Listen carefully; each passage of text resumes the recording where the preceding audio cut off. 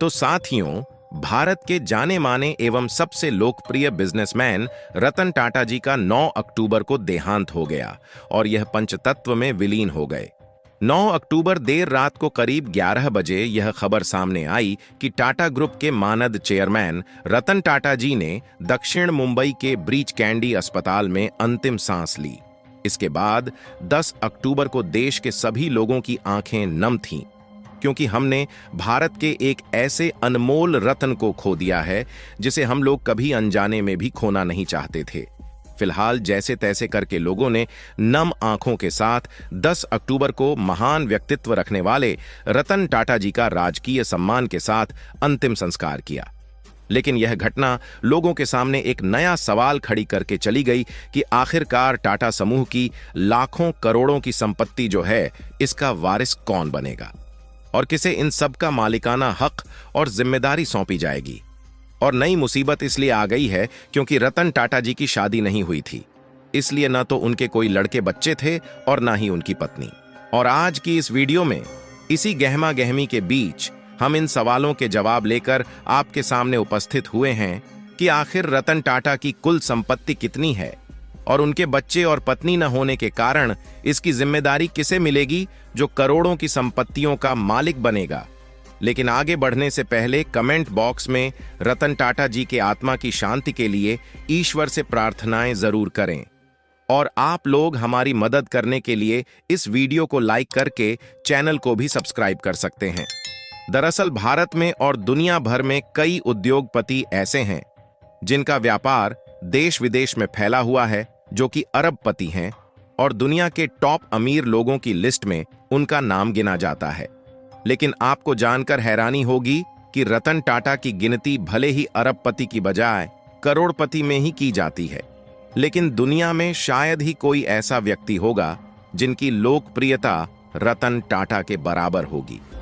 और शायद ही किसी उद्योगपति को रतन टाटा के जितना प्यार करने वाले लोग मिलेंगे।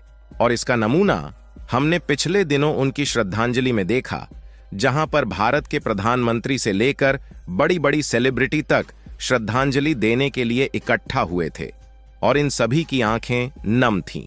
और यकीन मानिए दोस्तों, जब हम और आप लोग इसे लाइव देख रहे थे तब हम लोगों की भी आंखों में आंसू के अलावा और कुछ नहीं था, क्योंकि हमने ऐसे उद्योगपति को खो दिया जो कि हमारे लिए मार्गदर्शक और सच्चे देशभक्त थे। लेकिन रतन टाटा जी के द्वारा भारत माता की इस पावन धरती को छोड़कर चले जाने के बाद यह सवाल खड़ा हो गया है कि आखिर उनकी संपत्तियों का वारिस कौन बनेगा, जो कि करीब 34 लाख करोड़ रुपए के विशाल टाटा समूह के कारोबारी साम्राज्य के मैनेजमेंट में उनकी जगह पर कमान संभालेगा। क्योंकि रतन टाटा जी ने अपने जीवन में काफी सारा काम किया और यह लोगों के दिल पर राज करते हैं और काफी ज्यादा सक्सेसफुल भी रहे हैं। लेकिन ये जीवन में एक ही काम नहीं कर पाए और वह थी शादी। रतन टाटा का कहना था कि ऐसा बिल्कुल भी नहीं है, इन्हें शादी करके घर बसाने का शौक नहीं था, बल्कि ये भी अपने परिवार को आगे बढ़ाना चाहते थे। और इन्हें जीवन में लगभग 4 बार प्यार भी हुआ था, लेकिन किसी कारण बस इनकी शादी नहीं हो पाई, जिसके कारण तमाम लोग अलग अलग तरीके से कई लोगों की अटकलें लगा रहे हैं जो कि टाटा समूह की संपत्ति के मालिक बनेंगे और उनकी कमान संभालेंगे। लेकिन सच्चाई तो यह है कि रतन टाटा जी ने अपनी रिटायरमेंट के बाद साल 2017 में, यानी कि आज से लगभग 5 साल पहले ही यह प्लान बना लिया था कि उनके ना रहने के बाद टाटा समूह का वारिस कौन बनेगा। हालांकि समस्या वाली बात यह है कि यह जानकारी बहुत ही कम लोगों को मालूम है कि रतन टाटा ने इसका प्लान पहले से ही बनाकर तैयार किया था। क्योंकि जो व्यक्ति देश दुनिया में इतनी ज्यादा कंपनियों को चला रहा है और हमेशा ही जीवन में सबसे सफल रहा है, वह अपने गुजरने के बाद लोगों के लिए नई समस्या खड़ा करके चला जाए, ऐसा बिल्कुल भी संभव नहीं है। इसीलिए रतन टाटा जी ने साल 2017 में ही इन सब की तैयारी कंप्लीट कर ली थी कि आखिर उनके गुजरने के बाद टाटा समूह की जिम्मेदारी कौन लेगा। क्योंकि देखा जाए तो रतन टाटा के पास कोई 1-2 कंपनियां नहीं थीं, बल्कि टाटा समूह के तहत आने वाली कंपनियां जैसे कि टाटा स्टील, टाटा मोटर्स और टाटा कंसल्टेंसी सर्विसेज जैसी कुल 29 कंपनियां हैं आपको बता दें कि रतन टाटा की संपत्ति इससे भी कई गुना ज्यादा होती और उनकी गिनती एशिया के अमीर उद्योगपतियों में की जाती, लेकिन इसका एक बड़ा हिस्सा परोपकारी ट्रस्टों में समाज कल्याण के लिए भेज दिया जाता है। इसलिए उनकी व्यक्तिगत संपत्ति सीमित है और वह अरबपतियों की सूची में शामिल नहीं होते। यानी वह सिर्फ एक उद्योगपति ही नहीं थे, बल्कि मानवीय मूल्यों के एक जीवंत प्रतीक और एक आदर्श व्यक्ति थे, जो परोपकार और पशुओं के प्रति अपने प्रेम के लिए भी जाने जाते थे। इसीलिए महान उद्योगपति रतन टाटा जी को श्रद्धांजलि देने के लिए लाखों लोग एकत्रित हुए थे और इसमें सबसे ज्यादा रतन टाटा जी के करीबी झलक देखने को मिली शांतनु नायडू की, जिनकी उम्र लगभग 31 साल है। और यह वही शांतनु नायडू है जिन्हें रतन टाटा जी की करोड़ों संपत्तियों का वारिस बनने की बात कही जा रही है। लेकिन खबर निकल कर आ रही है कि वाकई में इसकी जो सच्चाई है वह इससे बिल्कुल अलग है और रतन टाटा जी की संपत्ति का वारिस शांतनु नायडू नहीं बल्कि कोई और बनेगा। तो आखिरकार यहाँ पर शांतनु नायडू की ही चर्चा क्यों हो रही है और इन्हें वारिस के रूप में क्यों माना जा रहा है? तो इसके लिए आपको बता दें कि टाटा ट्रस्ट के युवा जनरल मैनेजर शांतनु नायडू को रतन टाटा ने अपना सबसे करीबी मित्र माना है और इनके साथ अपने बेटे जैसा व्यवहार किया है। और यह रतन टाटा जी के इतने करीबी थे कि इनसे ज्यादा गहराई से रतन टाटा जी को कोई और नहीं जानता था। हालांकि रतन टाटा जी ने नायडू जी को वारिस होने का कोई भी लिखित प्रमाण नहीं छोड़ा है। यहां पर केवल लोगों के द्वारा अटकलें लगाई जा रही है कि शांतनु नायडू को इसका वारिस होना चाहिए, क्योंकि टाटा समूह की आर्थिक विरासत को यह बहुत आगे ले जा सकते हैं।